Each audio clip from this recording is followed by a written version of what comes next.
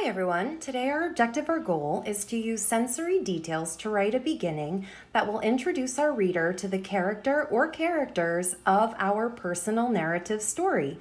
Sensory details are really using our five senses: our sight, our taste, our smell, sound, and touch. Touch can also mean feel on the inside as well, like emotions like happy, sad, angry, nervous, anxious.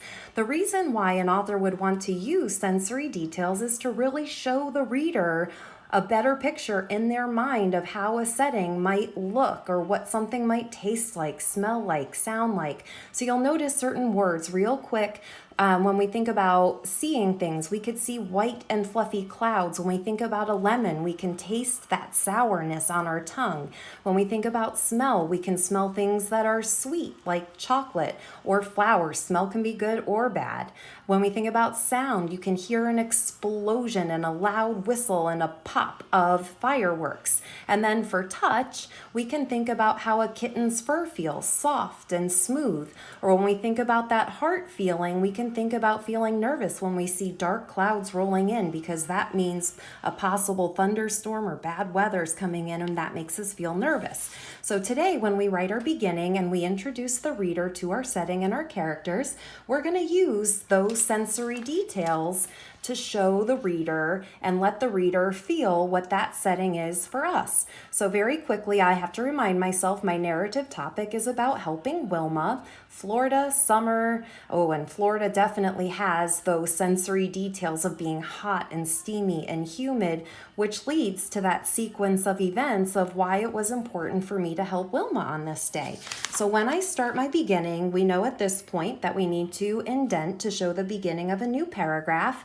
And I actually want to start right away by showing the reader that it was a hot and steamy day in Florida in summertime. So it was a typical summer day in Florida. Summer day in Florida.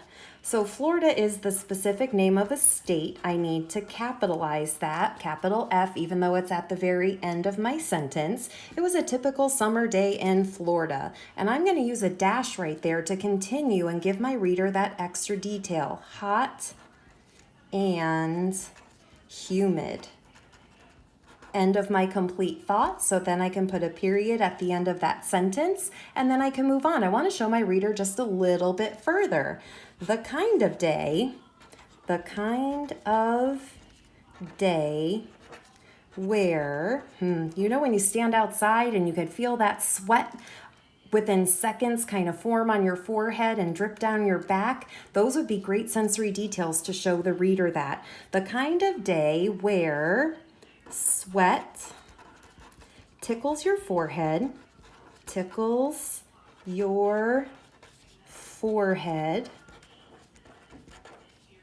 and trickles down your back. I need to drop down to the next line, back, within minutes of being outside, So that helps give the reader an even better picture and feel of what it's like on this particular day. So now I need to get into more of that setting of what's going to happen next. I clicked, and you could almost hear that click of a seatbelt or of a car seat in this case. I clicked Ava. Specific detail, so I capitalize Ava's name. And you know what? You all don't know who Ava is. So in parentheses, I'm going to put my daughter. I clicked Ava, my daughter, safely into her car seat. But that's not all I did. Turned on the car, and then finally, and blasted the air conditioning. And again, remember, hot, steamy day, we're driving, we need that car and blasted the air conditioning. So now the last little bit of my beginning, we were headed, and notice that we're talking in past tense. We're talking about something that happened a while back. So it's we were headed, and I've added that ed ending for past tense. We were headed to Walmart. That's a specific detail, so I need to capitalize that. We were headed to Walmart, and only a few blocks from our house,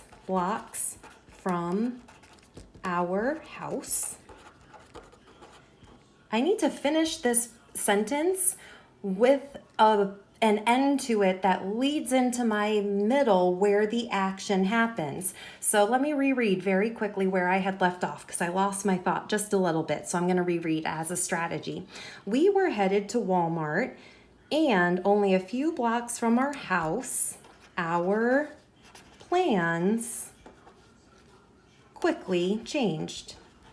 Because what I've done now is I've left the reader wondering, why did our plans change? What could have possibly happened? And that's what's going to happen in the middle. I'm going to show my reader why our plans quickly changed. Your job today is to use sensory details to write a beginning that's going to introduce your reader to the character or characters and setting of your personal narrative story. Happy writing, everybody!